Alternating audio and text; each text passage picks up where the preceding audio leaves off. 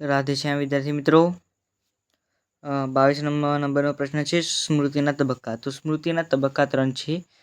એની અંદર પહેલો છે સંકેતાંકન અને બીજા નંબરનો છે સંગ્રહ અને ત્રીજા નંબરનો છે પુનઃ પ્રાપ્તિ. બરોબર, આ 3 તબક્કા છે.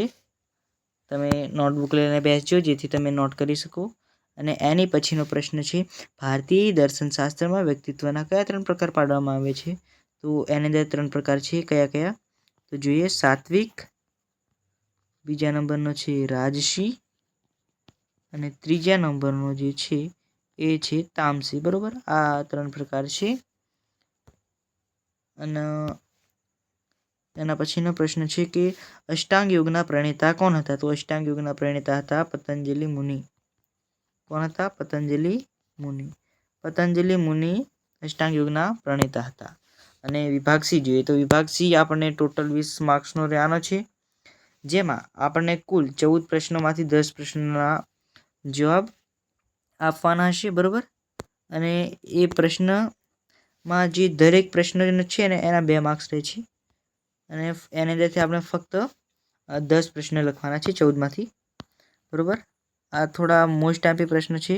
સ્ક્રીનશોટ લઈ લેજો કાં તો પછી નોટ કરી લેજો વિડીયો પૂઝ કરીને.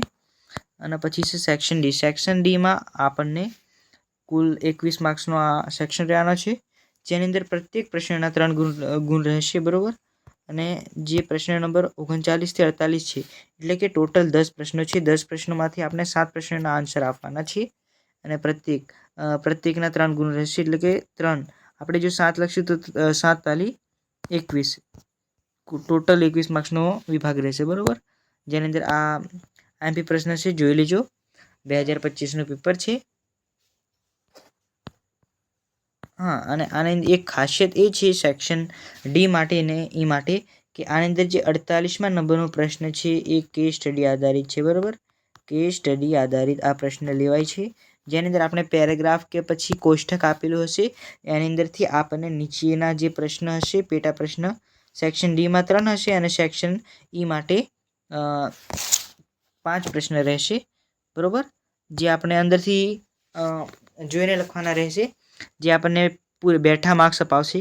એટલે કે જે આપણને 7 પ્રશ્ન લખવાના છે, 7મા નંબરનો જે પ્રશ્ન રહેશે એ કેસ સ્ટડી આધારિત. 48મો પ્રશ્ન આપણે લખી કાઢીશું એટલે આપણા 3 માર્ક્સ તો પાકા છે. બરોબર, હવે સેક્શન ઈમાં પ્રવેશીએ તો સેક્શન ઈ કુલ 15 માર્ક્સનો છે, જેમાં કુલ 5 પ્રશ્ન રહેશે અને 5 પ્રશ્નમાંથી આપણે 3 લખવાના રહેશે. બરોબર, એટલે કે જે 3 છે ને પ્રશ્ન એના પ્રત્યેકના 5 ગુણ છે, એટલે કે 15 માર્ક્સનો ટોટલ આપણો વિભાગ રહેવાનો છે. જેની અંદર આ થોડા આઈએમપી પ્રશ્ન છે. આ ચાર આઈએમપી પ્રશ્ન છે. અને આ 53મા નંબરનો જે પ્રશ્ન છે એ આની અંદર કેસ સ્ટડી આધારિત રહેશે. બરોબર, એની અંદર આપણે પેરેગ્રાફ આપવામાં આવ્યો હશે ને એની અંદરથી આપણે જવાબ શોધીને લખવાનો છે. બરોબર, આ પેરેગ્રાફ છે અને આ એના પેટા પ્રશ્ન છે. જે આ પેટા પ્રશ્ન આપવામાં આવેલા છે 5, એને આપણે જવાબ આપવાના છે.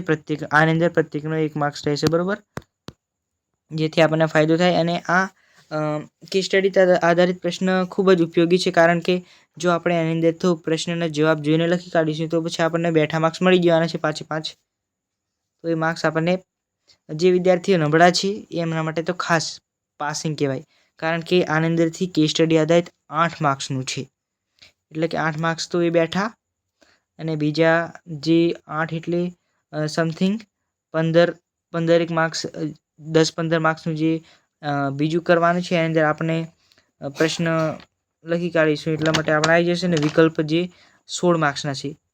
એટલે કે એમ તો જો કમ્પ્લીટ આવડતું હોય તો સેક્શન એ, ડી અને ઈ એની અંદર જે પ્રશ્ન નંબર 48 અને 53 છે એ આપણને પૂરા માર્ક્સ અપાવ્યા છે.